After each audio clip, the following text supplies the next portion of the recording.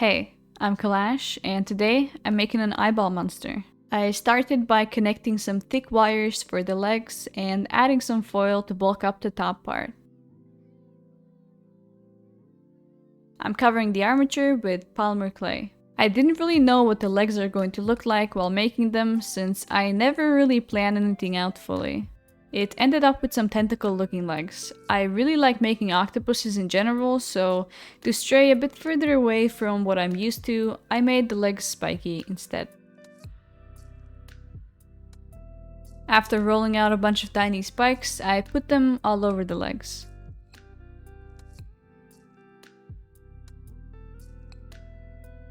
At the bottom, I added some bigger danger triangles and blended them into the rest of the leg. I'm not sure if those can even be called legs, but that's what I'm going to call them.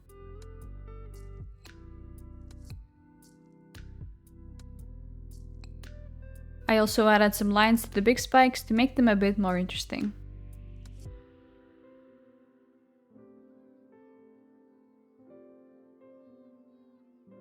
I then found this magical pre-baked ball in my oven. It got covered with rolled out strips of clay and blended together to form the skin around the eye. I also impaled the eyeball on a toothpick for a bit more stability when I add it to the body later. I should have baked it separately though, but we'll get to that in a bit. The top of its head, or eyeball I guess, got some bigger spike holders. I used some bacon bond to attach the two parts together and gave it a scarf. I should have baked the two parts separately because my clay oven is too small and the horns were too close to the heating elements and got really burned. It's not a huge problem apart from a bit of a smell, and the clay also forms bubbles when burning.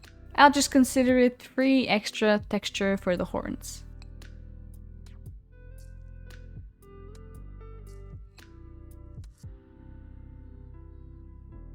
After adding a little mushroom skirt, I textured it with the clay texture tool that I made by poking some holes in the clay.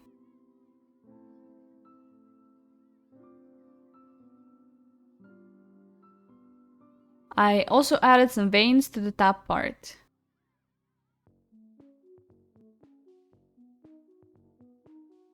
I realized that maybe the monster would like to blink or sleep once in a while, so I added some extra eyelids.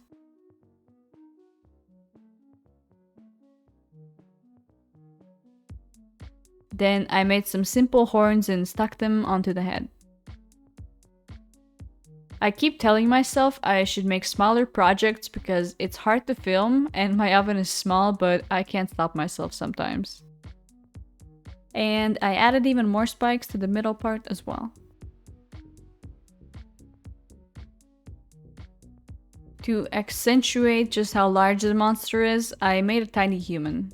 I had never made one before, so I made a very simple one and it doesn't even have a face. To make it a bit more interesting, I gave him a cape.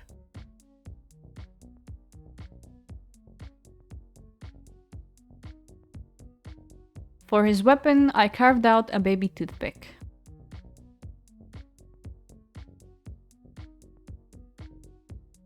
He might not have a face, but he does have tiny hands that hold the weapon. I painted him green, and to make him look a bit less like a toy soldier, I painted the cape more blue. Then the spear and some other details got painted brown.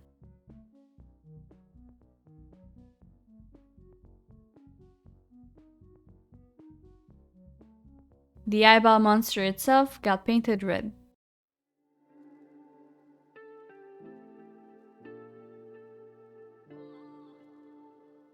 I went over the texture with a lighter pink dry brush. I wish I textured the legs too, but I actually forgot to do it before adding the spikes.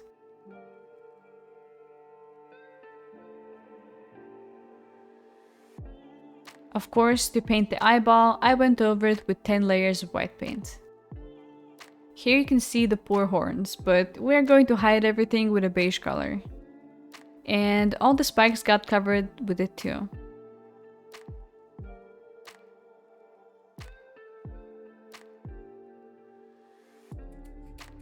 I then went over everything with a darker tone to make them look a bit more dirty, and then later covered the tips with a lighter tone again.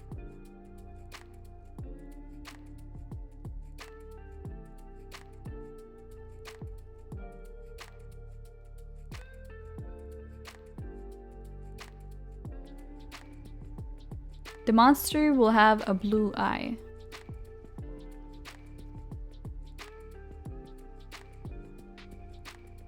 After painting the base, I went over it with different shades of blue and green to make it look nicer.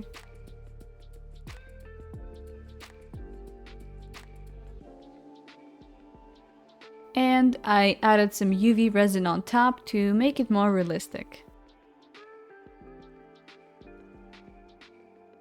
For the base, I'm using a piece of foam core board.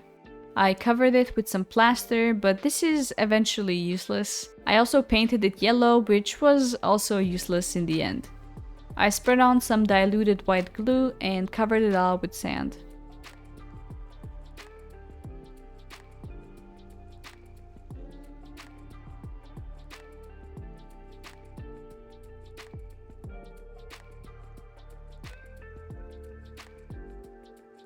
After drying, I used superglue to attach the monster and Traveler to the base. I then mixed up some glue with a huge amount of sand and covered the base generously, hiding all the plaster texture and yellow paint from before. I also tried to make it seem like the monster is very heavy and dragging its legs by leaving drag marks and adding more sand at the front. I painted the base black, and that's it. Thank you so much for watching, and I'll see you next time. Bye!